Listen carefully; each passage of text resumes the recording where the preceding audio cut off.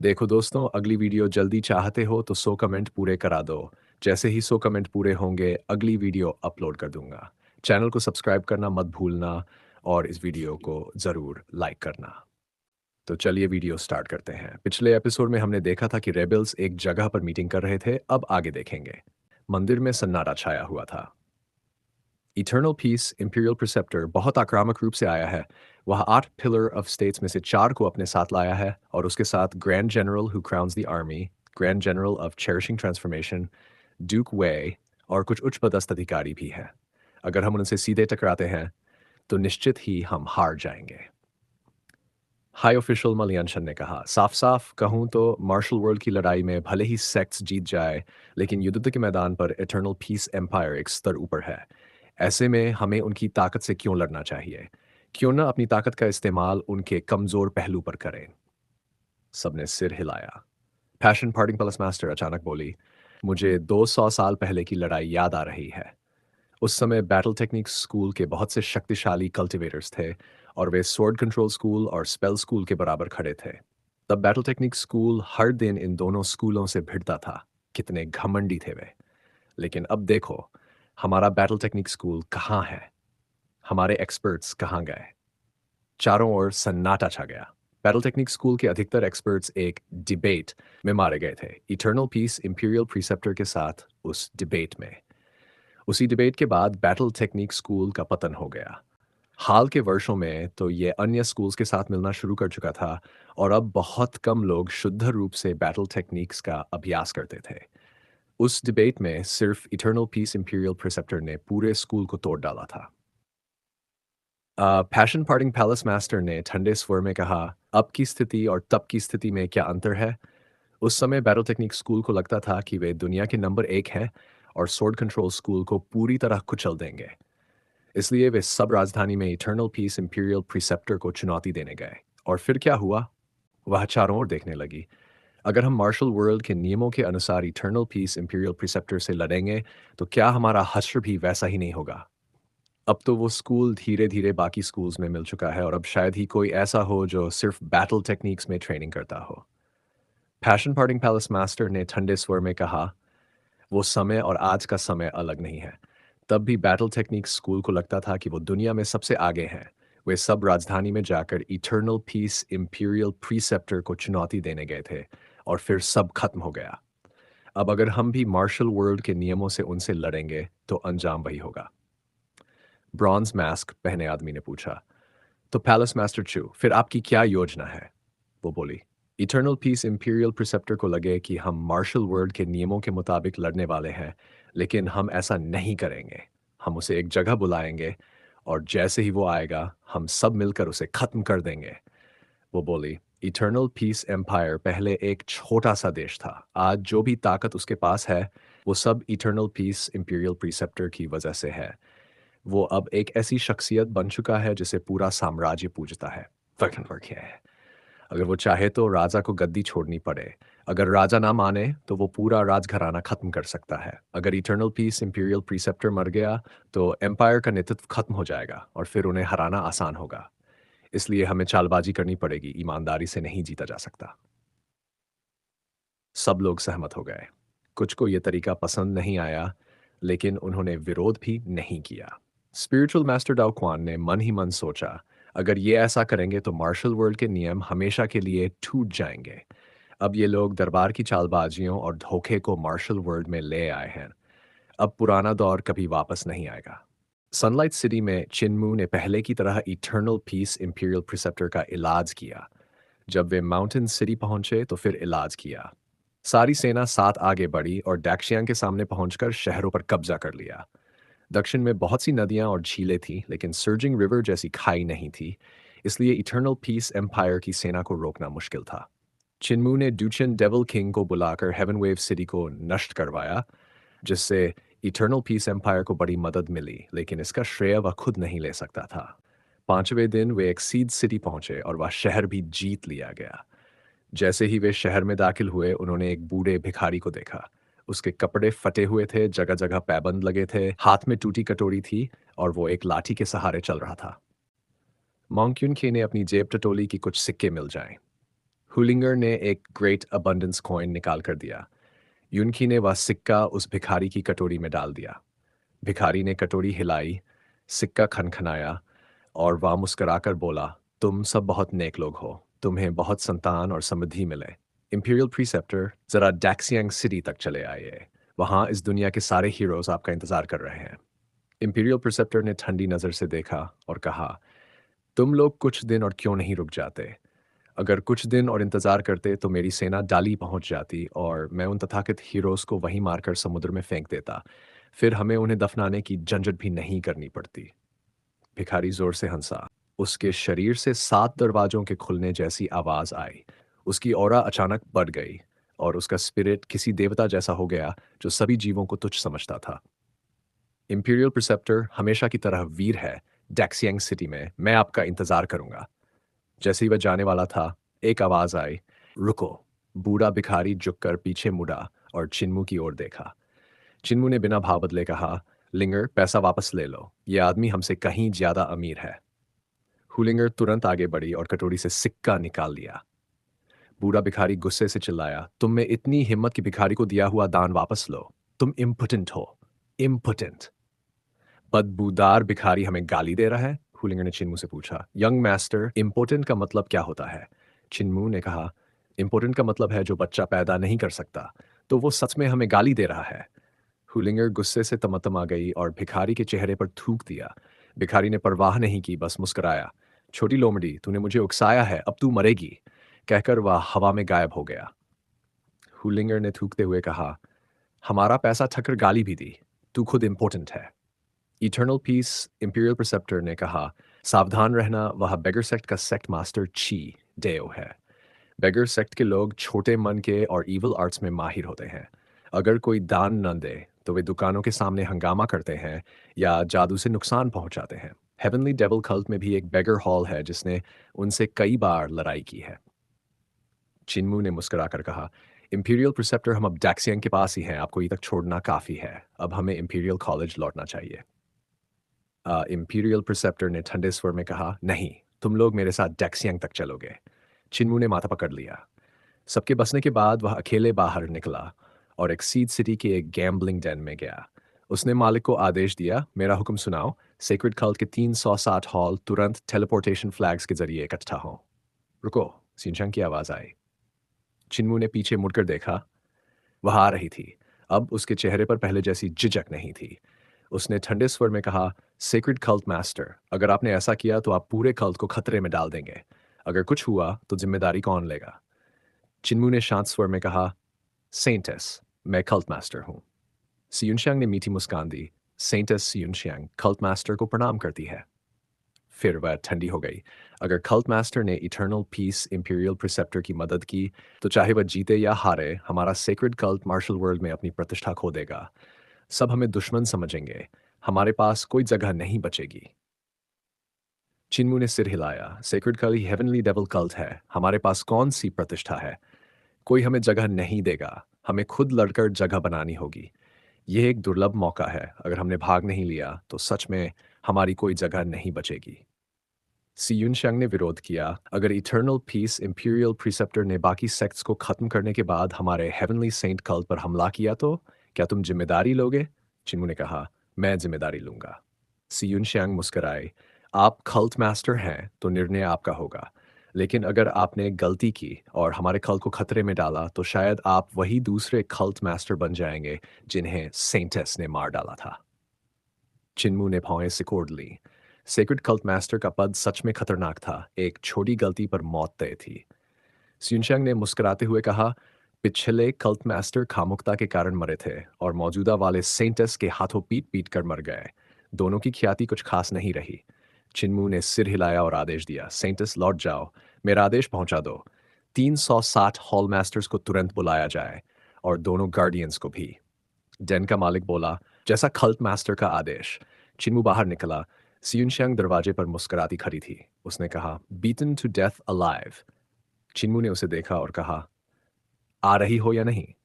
सियुनशियांग ने उसका पीछा किया और बोली, क्या कल्ट मास्टर मरने से पहले great educational heavenly devil scriptures को सुरक्षित रखना चाहेंगे? चिन्मू रुक गया और गंभीरता से बोला, सिस्टर, तुम मेरी प्रतिद्वंदी नहीं हो। अगर मैं गलत निकला और तुम मुझे मारने आए, तो मारी जाओगी। तुम। उसने वाइटल ची से आसमान में एक ट्रायंगल बनाया और उसके बीच एक सीधी रेखा खींची। ये तुम हो। फिर उसने एक और लंबी रेखा खींची। ये मैं हूं। चाहे तुम्हारा कोण कितना भी चौड़ा हो, तुम्हारी रेखा मेरी जितनी लंबी नहीं होगी। सियुनशांग की तलवार की म्यान हिली और उसमें से टन की आवाज आई। वह मुस्कुराई। अगर कोशिश करें तो कैसे पता चलेगा? चिन्मू ने दोनों हाथ पीछे बांधते हुए कहा, कोशिश की जरूरत नहीं। एक ही रेल्म में मेरा कोई प्रतिद्वंदी नहीं है, नन तुम नन इंपीरियल परसेप्टर। वह रुक गया और आसमान की ओर देखा। उसकी आंखों में अकेलापन छलक रहा था। मैं हूं ओवरलॉर्ड बॉडी। चिन्मू ने सिर झुकाया और धीरे से कहा, दुनिया में अकेला ओवरलॉर्ड बॉडी। वह कुछ करना चाहती थी, लेकिन चिन्मू की ओरा से कांप उठी। वह थी अजेय होने की एकाकी भावना। ओवरलॉर्ड बॉडी, ये कैसी कॉन्स्टिट्यूशन है? क्या ये फोर ग्रेट स्पिरिट बॉडीज से भी शक्तिशाली है? उसने मन में सोचा, क्या पेट्रियार्क ने उसे कल्ट मास्टर इसलिए चुना क्योंकि वह ओवरलॉर्ड बॉडी है और मुझे नहीं? सियुनशंग ने खुद को थोड़ा संभाला और दूर जाते हुए छिनमू को देखा। वह मन ही मन बोली, मैं उस तथाकथित ओवरलॉर्ड बॉडी से बिल्कुल भी कमजोर नहीं हूं। हमारी साई फैमिली की औरतें तो जन्म से ही कल्ट मास्टर को मारने वाली होती हैं। अगर पिछली पीढ़ी की सेंटलेस ने पिछले कल्ट मास्टर को मार गिराया था, तो मैं भी ऐसा कर सकती हूँ। अगले दिन वे फ्लड काउंटी पहुंचे। वह शहर 2 दिन पहले ही कब्जे में लिया जा चुका था। एक सैनिक ने जैसे ही इंपीरियल प्रिसेप्टर को देखा, तुरंत रिपोर्ट दी। इंपीरियल प्रिसेप्टर, शहर में कई लोग आए हैं जिनके पास झंडे हैं। लोग झंडे लेकर आए हैं। इटर्नल पीस इंपीरियल प्रिसेप्टर ने थोड़ी देर सोचा, चिन्मू की तरफ देखा और कहा, उन्हें नजरअंदाज करो। कितने लोग हैं? करीब 1 दर्जन होंगे।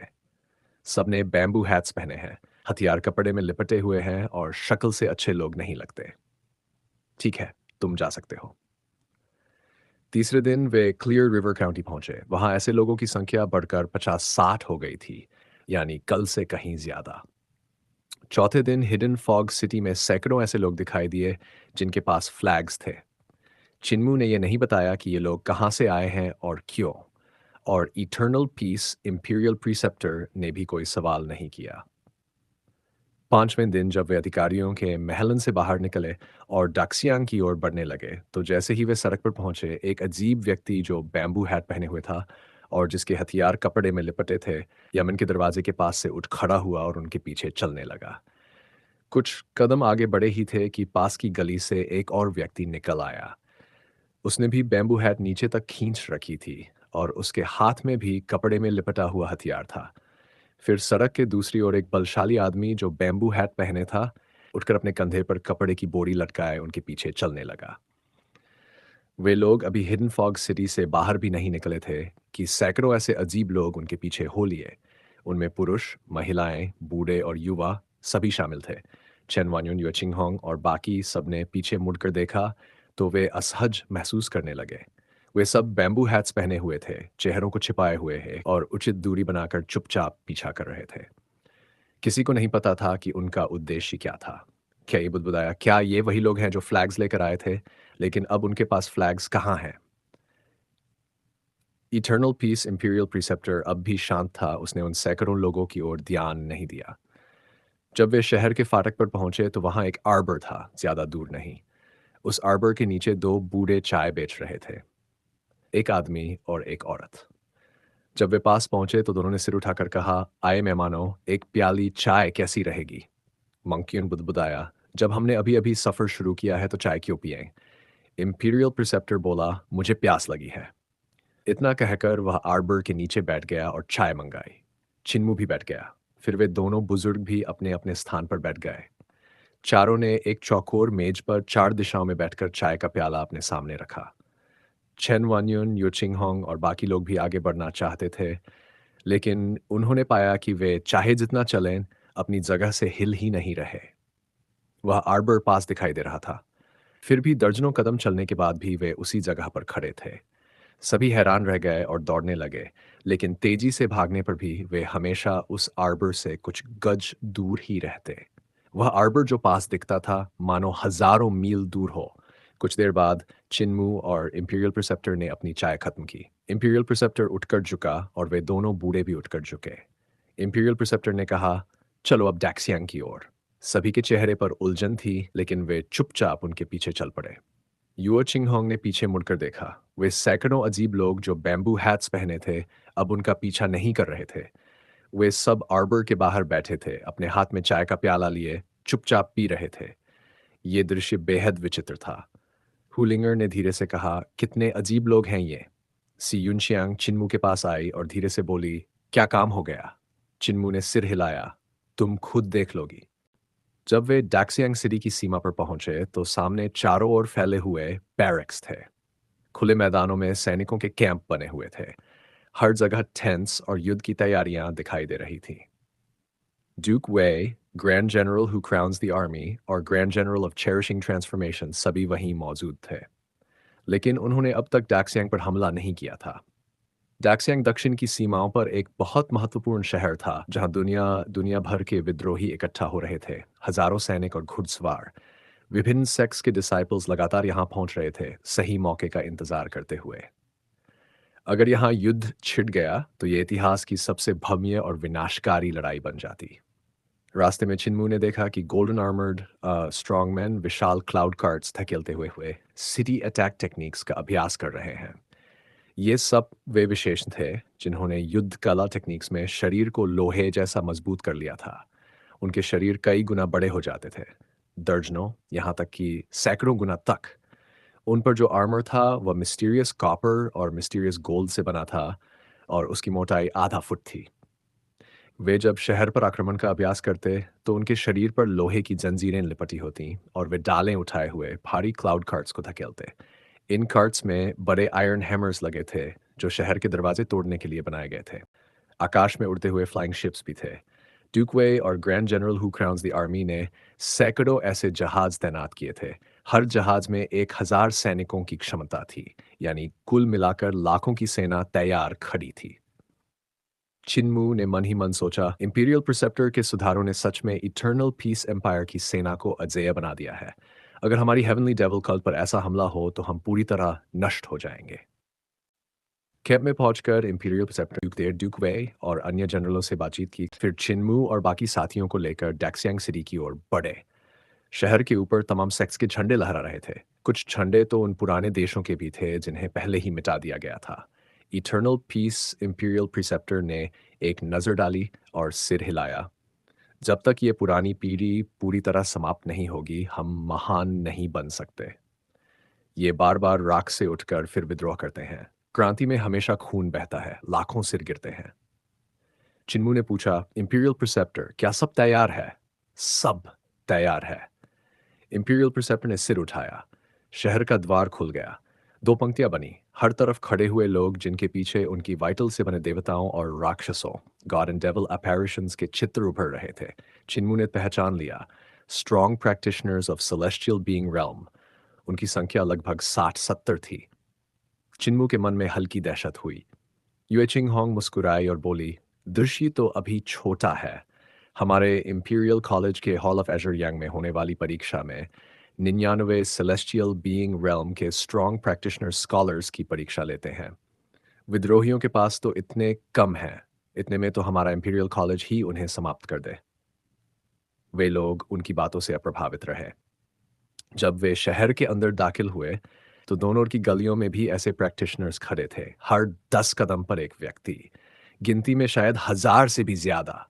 यू चिंगहोंग के होंठ सख्त हो गए। उसने कुछ कहना चाहा लेकिन चुप रह गई। चिन्मू अपेक्षाकृत शांत था, क्योंकि हेवनली डेविल कल्ट में भी सैकड़ों ऐसे प्रैक्टिशनर्स थे। इंपीरियल प्रीसेप्टर ने कहा, केवल सेक्ट्स ही नहीं, बल्कि वो देश भी इस बगावत में शामिल हैं जिन्हें पहले नष्ट कर दिया गया था। पहले मैंने लोगों का दिल जीतने के लिए उन देशों के सभी स्ट्रॉन्ग प्रैक्टिशनर्स को नहीं मारा था, और अब वे फिर से बगावत कर रहे हैं। इसके अलावा कुछ बड़ी फैमिलीज भी इसमें शामिल है, और उनका विद्रोह भी खतरनाक साबित हो सकता है। चिन्मू ने मन में अनुमान लगाया, सेलेस्टियल बीइंग रेल्म के ऊपर लाइफ एंड डेथ रेल्म होता है, और उसके ऊपर डिवाइन ब्रिज रेल्म। अगर यहाँ हजारों सेलेस्टियल बीइंग रेल्म के लोग हैं, तो सैकड़ों लाइफ एंड डेथ रेल्म में होंगे और दर्जनों डिवाइन ब्रिज रेल्म में, यानी दर्जनों कल्ट मास्टर लेवल के लोग मौजूद हैं। इंपीरियल प्रिसेप्टर सचमुच अपने सिर को खुद तलवार के नीचे रखकर आया था। सड़क के दोनों ओर खड़े हजारों प्रैक्टिशनर्स चुप थे। बस चिन्मू और उसके साथियों के कदमों की आवाज गूंज रही थी। शहर में अब कोई आम इंसान नहीं बचा था, सिर्फ डिवाइन आर्ट्स प्रैक्टिशनर्स। और हैरानी की बात यह थी कि पूरे डक्सियांग सिटी में कोई भी इमारत नहीं बची थी। सब कुछ मिटा दिया गया था, यहाँ तक कि नींव तक। शहर पूरी तरह खाली था। बस सैनिक अपने अपने फॉर्मेशंस में खड़े थे, चुपचाप एकटक उन्हें देख रहे थे। दसियों हजार नजरों के सामने से गुजरना किसी के भी हौसले को तोड़ सकता था। यहाँ तक कि युद्ध के आदि चेन वन्युन के पैर कांप रहे थे। चिन्मू ने पहले भी देवताओं को देखा था, यहाँ तक कि एक बार देवता की मूर्ति पर पेशाब भी किया था। इसलिए वह घबराया नहीं। दबाव था, लेकिन उसने अपना संतुलन नहीं खोया। शहर के बीचों बीच एक ऊंचा प्लेटफॉर्म था, हजारों सीढ़ियां ऊपर तक जाती थीं। वह इतना ऊंचा था कि शहर की दीवार से भी ऊंचा दिखता था, मानो एक छोटी पहाड़ी। चिन्मू ने गौर किया, वह प्लेटफॉर्म कोई साधारण संरचना नहीं थी, वह वास्तव में एक पहाड़ था, जिसे उठाकर यहाँ रख दिया गया था और तराश कर सीढ़ी नुमा बना दिया गया था। वे धीरे धीरे ऊपर चढ़ने लगे। शिखर पर पहुंचने पर उन्होंने देखा कि पहाड़ की चोटी समतल कर दी गई थी। वहां देवताओं और राक्षसों की विशाल छवियां खड़ी थीं और सभी सेक्ट मास्टर्स उन्हीं के ऊपर खड़े या बैठे थे। कोई भी जमीन पर नहीं था। कुछ देवताओं की उंगलियों पर खड़े थे तो कुछ उनके भौहों के बीच बैठे हुए थे। हर कोई ऊपर आसमान में, मानो वे वास्तव में देवता हों। उनकी उपस्थिति ने सबको मौन कर दिया। एक सुंदर स्त्री एक देवता की उंगलियों के सिरे पर खड़ी थी। उसने नीचे देखते हुए कोमल स्वर में कहा, number one man under gods, वर्तमान डायनेस्टी के इंपीरियल प्रिसेप्टर, तुम सच में बिना किसी सहारे के आए हो। उसके पीछे जो देवता का रूप था वह एक विशाल डाओइस्ट गॉड एपरेशन था। 300 गज ऊंचा, आंखें सफेद प्रकाश से भरी हुई, शरीर पर लिपटा हुआ एक विशाल सांप, पैरों के नीचे ब्लैक टर्टल और पीछे हवा में लहराता हुआ झंडा। सियुनशांग ने यह देखा और उसका दिल कांप उठा। उसकी वाइटल ची से बना देवता इतना स्थायी है, यह तो लगभग गॉड लेवल realm है। चिन्मू को इन बातों की गहराई का पता नहीं था।